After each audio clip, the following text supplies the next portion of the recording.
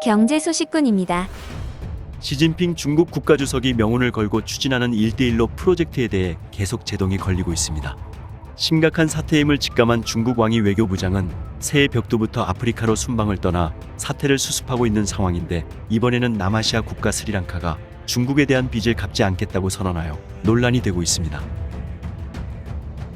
스리랑카는 인도의 남동쪽 인도양에 위치한 섬나라입니다. 과거에는 실론이라는 이름으로 불린 나라인데요. 국토의 면적은 남한의 3분의 2 정도 되며 인구는 2천만 명이 넘는 국가입니다. 1817년에 영국의 식민 지배를 받게 되었고 1948년 독립하였으며 홍차의 산지로 유명한 곳입니다. 스리랑카는 1983년부터 2009년까지 26년간 내전을 치르면서 어려움을 겪었습니다. 다수적인 싱할라족 스리랑카 정부군과 소수 타밀족 LTT 간의 오랜 내전 끝에 정부군이 승리하면서 오랜 전쟁을 마무리 짓습니다.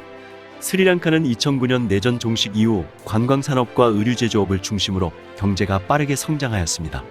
하지만 최근 코로나19로 인해 경제 상황이 안 좋아져 현재 IMF의 구제 요청을 검토 중인 상황입니다. 스리랑카는 인도와 가깝게 붙어있기에 인도와 긴밀한 관계를 유지하는 나라입니다. 한편 중국은 인도 견제 목적과 1대1로 해상 실크로드상 인도양 지역의 뱉기를 위해서 스리랑카가 반드시 필요한 상황이었습니다.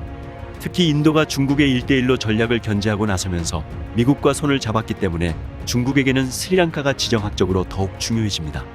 스리랑카는 반군과의 내전에서 승리한 뒤 중국의 자본을 끌어들여 스리랑카 남부 지역의 한반도타 개발에 착수합니다.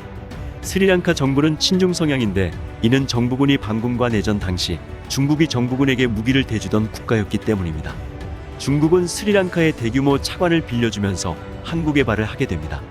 대신 중국 국영 항만 기업을 건설사로 선정해야 했고, 건설 현장에는 중국인 노동자 수천 명이 왔습니다.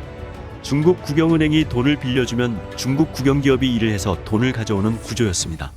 이후 스리랑카에는 완성된 항구와 중국에 빌린 채무만 남게 됩니다. 항구를 운영하여 돈을 벌어서 중국에 갚으면 된다는 것인데, 문제는 한반도타항이 돈을 벌어들이지 못했다는 것이며, 애초에 중국 배가 드나들지 않는다면 돈을 벌기 어려운 지역입니다. 항구만 달랑 있고 연계된 시설이 없었기 때문입니다. 결국 스리랑카는 항구를 중국 국유 항만기업 자오상주에 매각하였으며 99년간의 항구 운영권 역시 넘어가게 됩니다. AP통신에 따르면 최악의 경제 위기를 맞은 스리랑카의 외환보유고는 16억 달러뿐인데 올해 상환해야 할 채무가 45억 달러에 이른다고 합니다. 갚아야 할 돈 대부분은 중국에서 빌린 돈입니다. 이미 항구도 중국에 넘어간 상황이지만 산더미 같은 빚더미에 빠지고 맙니다. 미국 등 서방 국가들은 1대1로가 개도국을 채무의 함정에 빠뜨려 궁극적으로 중국이 군사 거점을 확보하는 전략이라고 비판해왔습니다. 그리고 그 비판은 현실이 되었습니다. 중국은 스리랑카에 돈 한 푼 안 보태주고 항구를 얻었습니다. 그리고 스리랑카는 국가 부도 사태에 직면합니다. 경제 위기에 몰린 스리랑카는 돈을 못 갚겠다고 선언하며 중국의 왕이 외교부장에게 부채 상환 재조정을 요청합니다. 이에 채무를 감면해 줄 것이냐는 질문을 받은 왕이 외교부장은 늘 범위 안에서 조력을 제공해왔고 앞으로도 그렇게 할 것이라며 스리랑카가 일시적인 어려움을 극복할 수 있을 것으로 믿는다고 대답했습니다. 현재 경제 위기를 맞은 스리랑카도 문제지만 중국 역시 큰 위기로 연결될 수 있다는 것이 전문가들의 분석입니다. 중국은 1대1로 프로젝트를 위해 천문학적인 돈을 해외 개발도상국 국가들에 빌려줬는데 대부분의 개발도상국들이 돈을 갚을 여력이 되지 않기 때문입니다. 오랜 내전이 끝나게 된 지 10수년밖에 안 된 스리랑카.